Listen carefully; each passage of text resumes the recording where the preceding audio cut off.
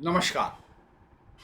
Dhirendra पुंडी news point में आप सभी का एक बार फिर से स्वागत है। राहुल गांधी की वोट मताधिकार यात्रा अब अपने आखिरी चरण में है। एक दिन के विश्राम के बाद जब आज वो यात्रा शुरू होगी तो उसमें प्रियंका गांधी वाड्रा भी शामिल हो जाएंगी, यानी कांग्रेस पूरी तरह से आ जाएगी। कांग्रेस चूंकि ढाई कांग्रेस एक तरह गिनी जाती है, क्योंकि उसमें एक में राहुल गांधी हैं, दूसरे में से प्रियंका गांधी वाड्रा है, और फिर सोनिया गांधी चूंकि बहुत एक्टिव नहीं है इसलिए उनको जोड़ा जा सकता है। यानी एक तरह से अब कांग्रेस पूरी तरह से इस वोट मताधिकार यात्रा में शामिल हो चुकी होगी।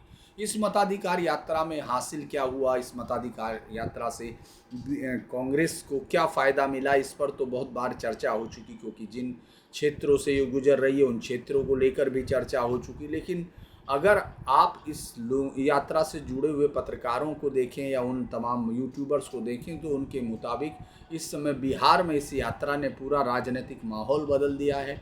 राहुल गांधी अपनी प्रेस कॉन्फ्रेंस में कह चुके हैं कि उनके कान में आकर हजारों बच्चों ने बताया है वोट चोर, गद्दी छोड़, ये सब उनके कानों में कहा गया है। ये अलग सी बात है कि यात्रा में तो भी उस तरह से बच्चे कान में बोलते हुए नहीं दिखाई दिए, लेकिन चूँकि हमको किसी भी नेता प्रतिपक्ष की बातों पर अविश्वास नहीं करना चाहिए, तो इसलिए ऐसा हुआ होगा, ऐसा मैं मान लेता हूँ कि उन लोगों ने ये सब किया होगा। तो इस मताधिकार यात्रा की जो बुनियाद है वो बुनियाद बहुत ही कमज़ोर दिखती है अगर आप उसको देखें। एक के बाद एक चुनाव आयोग तमाम चीज़ें बता रहा है और तमाम विपक्षी पार्टियां उसको मना कर रही हैं। और याद होगा आपको जब चुनाव आयोग ने कहा कि हमको उनसे वो चाहिए जो एफिडेविट है वो उस एफिडेविट पर ही आकर बात करें, तो उन्होंने देने से मना किया। तो उसी वक्त उनके इस समय जो दो सबसे बड़े सहयोगी इस समय कांग्रेस के दिख रहे हैं, उनमें से एक तो तेजस्वी यादव हैं जो साथ चल रहे हैं, दूसरे हैं उत्तर प्रदेश में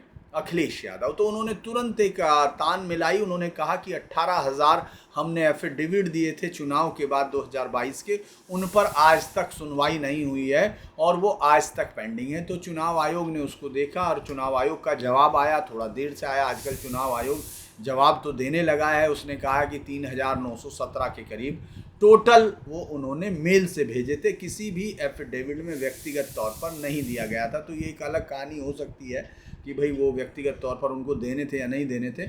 और उनमें से 5 जिलों का उन्होंने अन्वेषण भी कर लिया है, क्योंकि इतने ज़िलों में उनको काफ़ी ज़िलों से प्राप्त हुए थे, 77 विधानसभा से थे, तो उसके बावजूद उन्होंने इतने ज़िले खत्म किए हैं, 3 साल होने जा रहे हैं।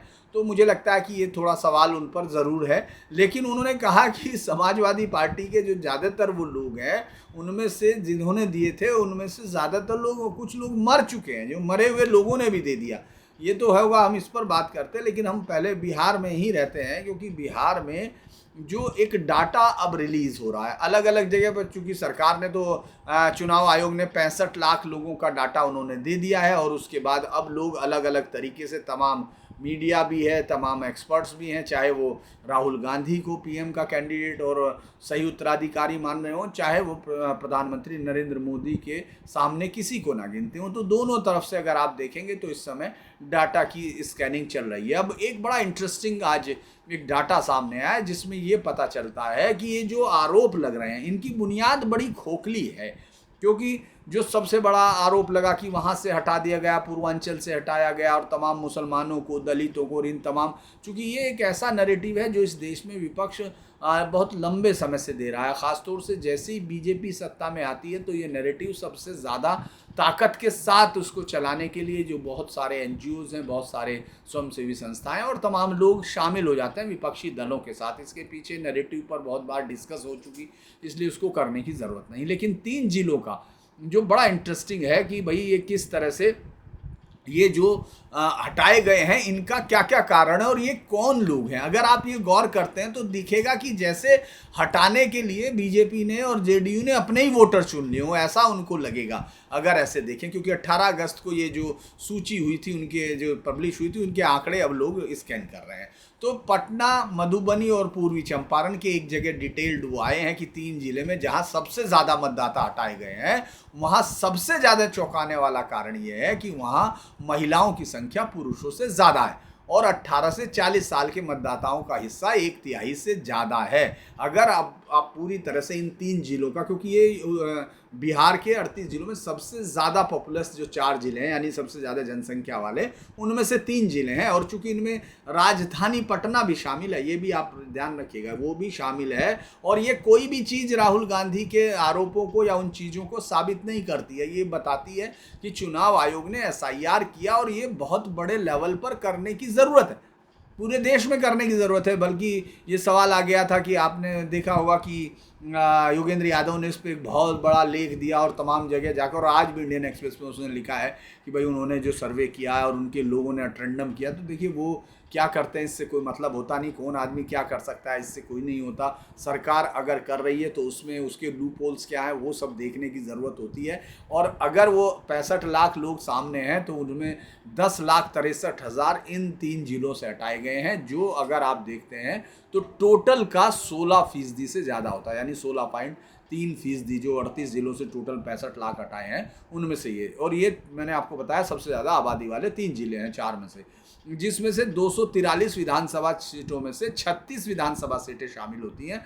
और फिर एक और हैरानी की बात है, 2020 में इन विधानसभा चुनाव में भाजपा जनता दल यूथ का जो मोर्चा था उसने इसमें 22 सीटें जीती थी, और आरजेडी और उसने जो आरजेडी का गठबंधन यानी इंडी गठबंधन था उसके पास सिर्फ 14 सीटें थी। इस हिसाब से देखें तो ये जो हटाई गई सबसे बड़ी संख्या है, ये उन लोगों के चुनाव में से हटाई गई है जहां जो गठबंधन था मजबूत था। अब ये भी बहुत सारे कह सकते हैं कि साहब तो उन्होंने अपने विरोधियों को हटाया हुआ, क्योंकि यहाँ इसमें से बहुत सारी सीटें ऐसी हैं जहाँ जो निर्वाचित हुआ उम्मीदवार है उसकी जीत की संख्या के अंतर से ज़्यादा हटाए गए लोगों की संख्या, और ये कई कई गुना तक हो सकती है।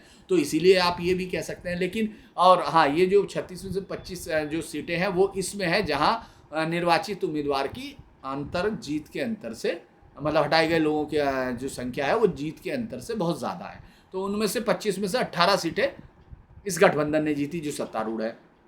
अब अगर हम लोग ये देखते हैं कि 40 वर्ष से कम आयु के जिन्हें चुनाव आयोग के द्वारा SIR के भाग के रूप में नागरिकता के तौर पर एक प्रमाण देना था, क्योंकि वो मतदाता सूची का हिस्सा नहीं थे 2003 में, तो ये इन 3 जिलों से हटाए गए सभी मतदाताओं का ये 4 लाख हिस्सा था। यानी जो लोग हटे हैं उनमें से मरने वाले, डिस्प्लेसमेंट अलग है, साथ ही 40 साल से ऐसे मतदाता थे कम के जिनमें से जिनको 11 में से 1 डॉक्यूमेंट्स देना था। तो उनमें कौन लोग थे, उनमें 4 लाख बैठते हैं ये लोग।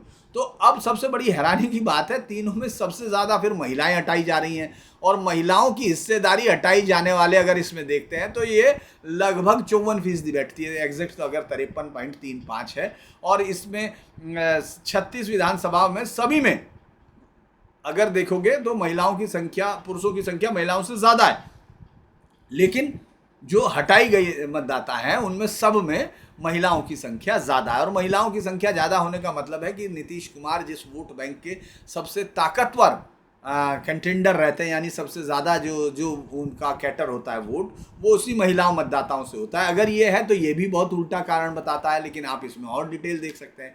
तो अगर हम लोग देखते हैं कि चुनाव आयोग ने जो हटाया है उसमें सबसे बड़ी सूची क्या है, तो सबसे बड़ी सूची स्थानांतरित है, यानी जो यहाँ से स्थायी रूप से चले गए हैं, वो सबसे बड़ी सूची है। और उसका जो है ये 37% अगर हम लोग कहें।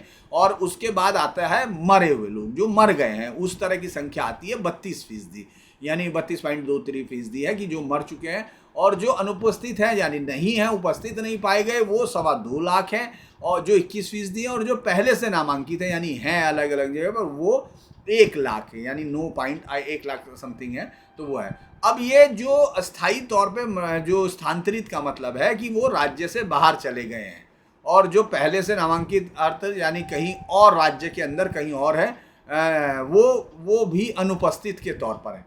यानी जो मतदाता हैं जो पहले इस जगह पे थे, मान लीजिए एक शहर में थे, फिर वो दूसरे शहर में चले गए, तो उनको अनुपस्थिति में करार दिया गया, जो उस पते पर नहीं है जहां उस समय उनको होना चाहिए था। अब महिलाओं के लिए सबसे बड़ा कारण था कि वो स्थायी तौर पर स्थानांतरित हुई, और इस पुरुषों के लिए ये मृत रहा।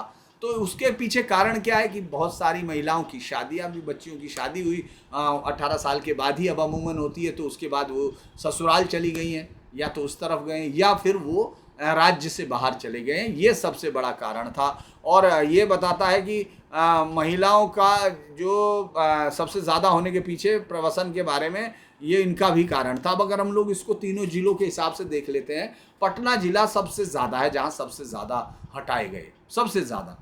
अब उसमें पटना का जो है, पटना पूरे बिहार का सबसे ज़्यादा आबादी वाला भी जिला है। वहाँ से जो हटाया गया है 3,95,000 लोगों को हटाया गया है, वो मतदाताओं का 6.1% है टोटल मतदाताओं का। इसमें उन्होंने हटाया है 39% लोगों को, 39.1 यानी 40% को आप मान लीजिए कि जो स्थायी तौर से स्थानांतरित हो गए, यानी पटना छोड़ के चले गए, ये आम कारण था। उसके बाद मृत लोग हैं जो 34% हैं। इसके बाद अनुपस्थित है 18% और जो 8% पहले से नामांकित है, यानी जिनका वो था। तो ये बड़ा इंटरेस्टिंग है। अब हम इसको देखते हैं कि इसमें यहाँ था क्या, मतलब यहाँ जीत का जो विधानसभा में उनका पिछली बार का चुनाव का वो क्या कहता है। पटना जिले की 14 विधानसभा है, 8 में पुरुषों की तुलना महिलाओं के नाम ज़्यादा हटाए गए हैं, लेकिन 3 सीटों पर लगभग किसी भी निर्वाचन क्षेत्र में इतना ज़्यादा नहीं था कि वो महिला पुरुष का बहुत सिग्निफिकेंट मंदर दिख सके। बिहार का सबसे ज़्यादा जो आबादी वाला निर्वाचन क्षेत्र है वो दीघा है, जो पटना की सीटों में आता है 14 में से, वो बीजेपी के पास है। वहाँ पुरुषों और महिलाओं के नाम मिला के सबसे ज़्यादा हटाए गए हैं। और इन 14 विधानसभा में किसी भी एक सीट पर महिला पुरुषों की तुलना में महिलाओं की संख्या ज़्यादा नहीं थी।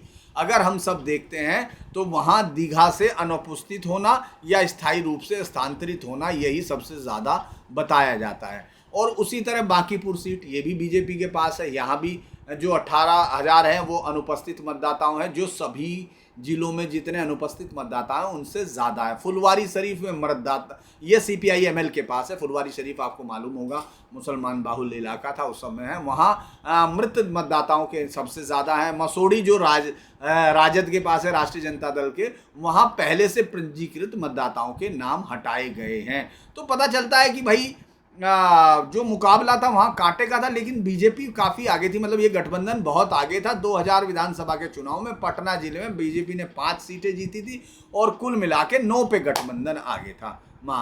वो जिसमें से 6 जो है राजद ने जीती, 7 पे हटाए गए नामों की संख्या 2020 के चुनाव से अब जो हटाए गए हैं उनकी बात है। तो 60 में से 7 सीटें भाजपा ने, 2 राजद ने और 1 माकपा ने जीती थी, माले ने। और 2024 का चुनाव अगर उसको हम विधानसभा में उतार दें तो एनडीए अभी भी उनमें से 6 पे आगे, 5 पे भाजपा, 1 जदयू और 8 सीटों पर महागठबंधन का आगे होने की बात की गई है। अब इन 10 सीटों पे जो नाम हटाए गए हैं उनमें से 2024 का जो जीत का अंतर है उससे ज़्यादा हटाए गए हैं। तो ये अलग अलग है, मतलब आप इसको देख सकते हैं। तो ये सीधे तौर पर बताती है कि ये सीटें जहां मतदाताओं की जो रुझान है वो बीजेपी की तरफ था, वहां बहुत ज़्यादा नाम हटते हैं और वो नामों में से संख्या महिलाओं की बहुत ज़्यादा हटती है। तो ये जो आरोप है ये बड़ा इंटरेस्टिंग सा आरोप हो जाता है। बल्कि एक और बड़ा डिटेल डाटा है जिसमें यह है कि जब से ये आरोप लगाने शुरू हुए हैं उस बीजेपी के ही इस मौजूदा सालों में इनकी संख्या बढ़नी शुरू हो गई। विपक्ष की परसेंटेज बढ़ी है बजाय इसके कि वो कम हो। लेकिन चूंकि कहा जाता है कि आरोप लगाना है, राजनीति करनी है, तो वो है बिहार का चौथा सबसे बड़ा आबादी का इलाका मधुबनी है। यहाँ दूसरे नंबर पर सबसे ज़्यादा SIR के हटाए गए हैं, यानी यहाँ 3,52,000 मतदाता हटाए गए हैं, जो पूरे राज्य के 5.42 बैठते हैं। पटना में भी सबसे बड़ा कारण यही है, जैसे पटना में था उसी तरह मधुबनी में भी स्थायी तौर पर जो सबसे ज़्यादा स्थानांतरित रहे हैं, यानी जो हटाए गए लोगों की अगर हम लोग उसको एक नंबर मान लें, 100% कर लें, तो उसमें से 33% लोग वहाँ से गए, 34% लोग वहाँ से हटे हैं। उसके बाद फिर मृत आता है और उसके बाद पहले से नामांकित आता है और अनुपस्थित आता है, इस तरह से आता है। और मधुबनी में भी हम लोग ये देखते हैं कि सबसे ज़्यादा वहाँ भी महिलाओं की संख्या हटाए जाने में बहुत ज़्यादा है, क्योंकि मधुबनी ज़िले में 10 विधानसभा सीट है और उसमें 30 से 39 साल के वो सबसे ज़्यादा हटाए गए हैं। जो महिलाओं की संख्या पुरुषों से ज़्यादा किस तरह, 1,60,000 पुरुषों के नाम हटाए गए, 1,92,000 महिलाओं के नाम हटाए गए, जबकि ये वो इलाका है जहां आपको मालूम है। और पुरुषों के लिए सबसे ज़्यादा आम कारण था मरना, मतलब मृत होने पे। तो इसीलिए ये जो कहें कि अगर हम लोग देखें राजद के पास है मधुबनी सीट, जिले की सबसे ज़्यादा आबादी वाली सीट है, लेकिन वहाँ और लेकिन ये सबसे बड़ी तीसरी सबसे बड़ी सीट है वो राजनगर, वो भाजपा के पास है। वहाँ जिले के सबसे ज़्यादा नाम हटाए गए, मधुबनी के 13.2% नाम हटाए गए। फूलपरास वहाँ भी सबसे ज़्यादा नाम अनुपस्थिति के काटे गए और स्थायी रूप से बाबू परई सीट, यानी एक एक सीट का वो है पूरा आपके पास मैं बताता चलूँगा तो वो आपको लगेगा कि ये बहुत बड़ा वीडियो हो गया। लेकिन अगर 2020 के उपचुनाव विधानसभा उपचुनाव देखते हैं, मतलब विधानसभा चुनाव देखते हैं, तो एनडीए ने मधुबनी में 8 सीटें जीती थी, 5 भाजपा ने 3, यानी इतनी मजबूत जगह से वहाँ दूसरे नंबर के सबसे ज़्यादा मतदाता हटाए गए, वहाँ भी महिलाएं। आप इस मतलब ये आरोप कहाँ टिकेंगे, किस तरह टिकेंगे, ये तो उनको देखना होगा। लेकिन चूंकि वो अपने मतदाताओं में तो ये विश्वास फैलाने में सक्षम है, ऐसा लग रहा है, क्योंकि जो भीड़ है जिस तरह से लोग बता रहे हैं वो तो भीड़ बहुत आगे बता रही है। अच्छा, बाकी 2 सीटें राजद ने जीती थी 10 में से, तो 8 सीटों पर मतदाताओं के नाम हटाने की संख्या जीत के अंतर से ज़्यादा थी। तो ये भी बड़ी है। अब एनडीए ने मधुबनी के 2024 के लोकसभा चुनाव में हर एक क्षेत्र में भारी विजय हासिल की है।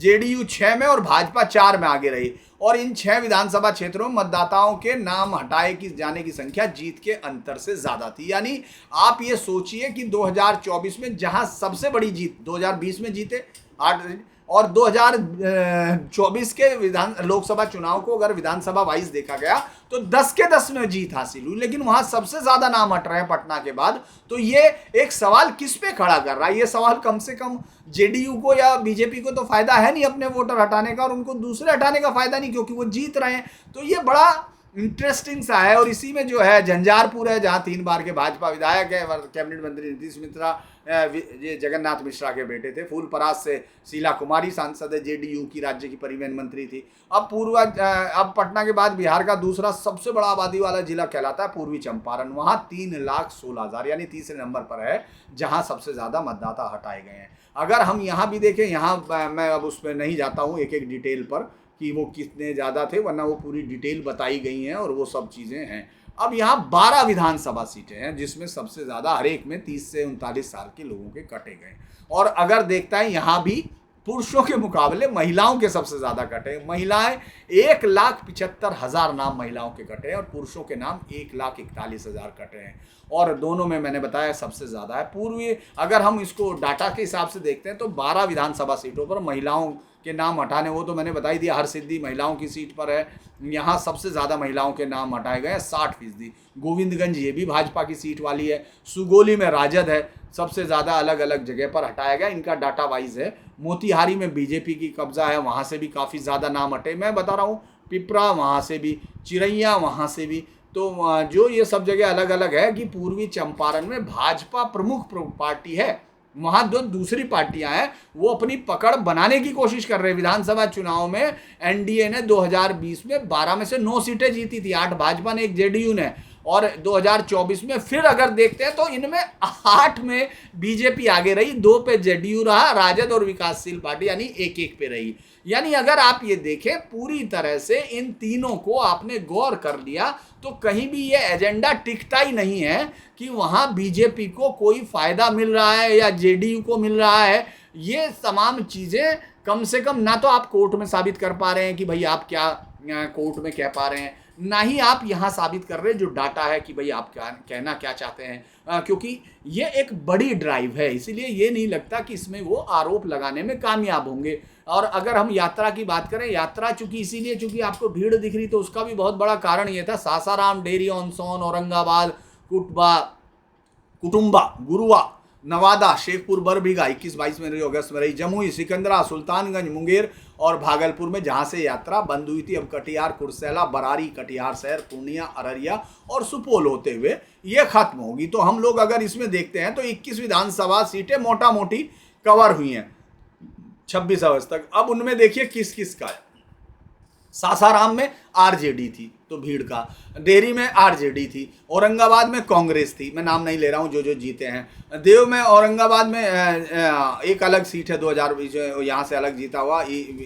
कुटुंबा जो है औरंगाबाद में, वहाँ वो आईएनसी की है, ये राजेश कुमार है आईएनसी के। गुरुआ में विनय यादव है आरजेडी के, वजीरगंज बीजेपी की जीती हुई है, नवादा बीजेपी की है, फिर उसके बाद शेखपुरा बरबीघा ये फिर आरजेडी के हैं, और फिर जमुई तक आते हैं। यानी आप अगर ये देखते हैं तो इन सब में ज़्यादातर उनका ही दौर है। ये पूरी ताकत जो है सिकंदरा है, यहाँ बीजेपी है, आरजेडी भागलपुर है, वहाँ भी बीजेपी है, मतलब जीडीयू सिकंदरा में थी, प्रफुल्ल माझी हम का था, और कोरहा एससी सीटें है जेडीयू, ये मतलब इसको कंफर्म करना है, और बराई में जो है जेडीयू है, कटिहार में बीजेपी है, पूर्णिया में बीजेपी, अररिया में इंडियन नेशनल कांग्रेस और सुपौल में बीजेपी। यानी ये आप देखेंगे ज़्यादातर कमोबेश उन्हीं हिस्सों से गुजर रहे हैं जहां वो अपने आप मजबूत हैं। तो इसीलिए उस भीड़ का लोगों का ये भी कहना है कि अगर भाई हम अपने में नहीं जाएंगे और हम कमज़ोर पड़ेंगे तो उसका कोई अर्थ नहीं होगा। मैं अब आपको ये दूसरे आरोप के पास चलता हूँ, जिसके साथ मैंने आपको पहले भी बताया था कि जो एक बड़ा आरोप लग रहा था और तमाम सारे चैनलों में और सब में उस पर कवर भी हुआ कि साहब अखिलेश यादव का बात का जवाब नहीं दिया। उन्होंने जवाब दिया तो बाद में, लेकिन दिया है। हालांकि मैं ये फिर कहूँगा कि उनको पूरा तरह देना। सपा ने 2022 में बड़े पैमाने पर अपने समर्थकों के नाम काटे जाने की शिकायत की थी।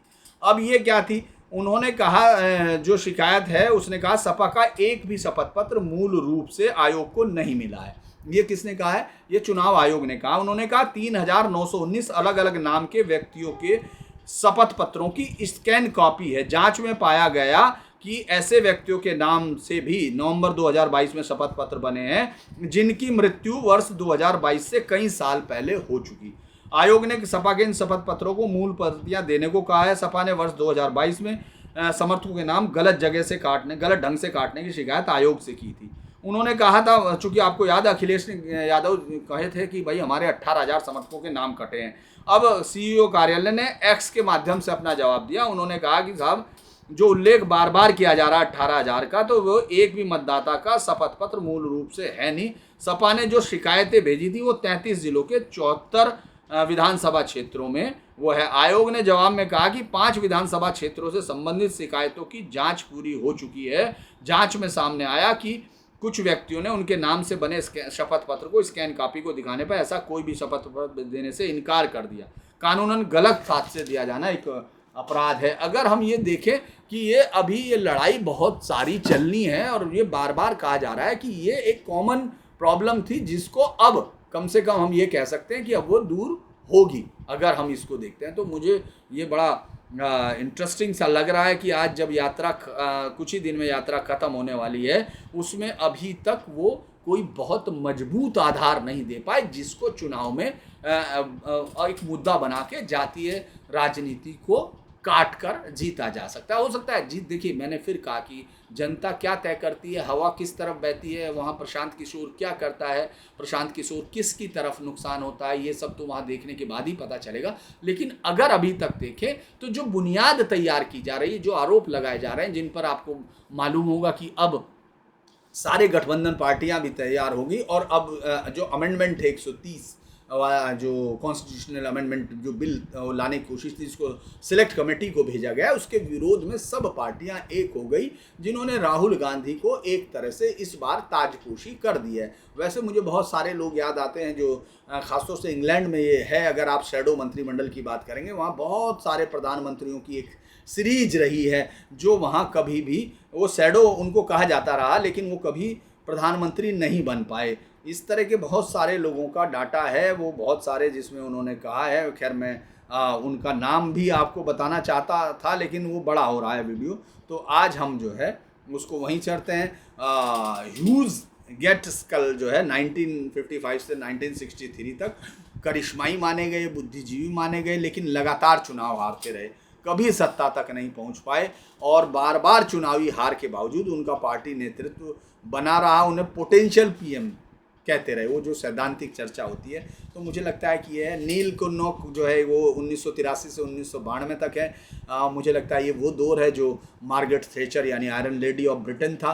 पार्टी को रिवाइव भी किया, 2 आम चुनाव हारे, लेकिन उन्होंने पार्टी को जीत के करीब पहुंचाया। हालांकि यहाँ राहुल गांधी जीत के करीब अभी नहीं पहुंचा पा रहे, अभी तो वो 100 तक नहीं पहुंचा पा रहे हैं, जीत से ले आए पार्टी को नीचे तक। तो अब देखना होगा कि क्या होता है, ये तो है। लेकिन बिहार का चुनाव बहुत इंटरेस्टिंग होने जा रहा है। डाटा, वो कहानी, वो आरोप बिल्कुल उन तक नहीं पहुंचा पा रहे हैं विपक्ष के लोग, जिनके साथ उन्होंने ये यात्रा शुरू की थी। चुनाव आयोग अपनी बातों को मुझे लगता है ज़्यादा बेहतर तरीके से कह पाने में अभी तक तो है, और जब सुप्रीम कोर्ट इस पर देखेगा तो तब पता चलेगा कि ये नाम कटे थे तो इनका क्या आधार था, क्योंकि अभी भी जो गलतियां हैं, जो गुंजाइशें हैं, वो ह्यूमन एरर की ज़्यादा दिख रही हैं, कोई इंटेंशनल नहीं, क्योंकि ये डाटा जो मैंने अभी आपके साथ डिटेल में किया है, ये पैटर्न शो नहीं करता, ये साजिशन पैटर्न शो नहीं करता, ये एक लॉन्ग ड्राइव की तरफ इशारा करता है जिसको पूरे देश में किए जाने की ज़रूरत है। लेकिन अब पूरे देश में ये होगा, इस पर बड़ी चर्चा होगी, क्योंकि सेलेक्ट कमेटी में अब कोई भी पार्टी जाना नहीं चाहती। अमेंडमेंट में ऐसा नहीं है कि इससे पहले ऐसा नहीं हुआ, जेपीसी जो बनी उनमें भी विपक्ष ने इनकार किया है, चाहे वो बहुत लंबे समय पर आपने बोफोर्स की देखी, इसके अलावा एक दो जेपीसीज जिनका मैं जिक्र अभी नाम पूरे उसके नहीं कर रहा हूँ। तो ये एक आम फिनोमिना है, लेकिन बड़ा इंटरेस्टिंग इसलिए होता जा रहा है कि क्या ये तमाम पार्टियां इस तरह से ये फैसला भी ले सकती हैं, जैसे तेजस्वी ने धमकी दी थी कि हम बिहार का चुनाव नहीं लड़ेंगे, क्योंकि जो वोट चोरी का पैटर्न है वो उनके दावों को साबित नहीं करता है। तो अजी आपके लिए अभी इतना ही। अगर आपको अच्छा लगे तो उसको वीडियो को लाइक कीजिए, सब्सक्राइब कीजिए, शेयर कीजिए, इतना ही। नमस्कार।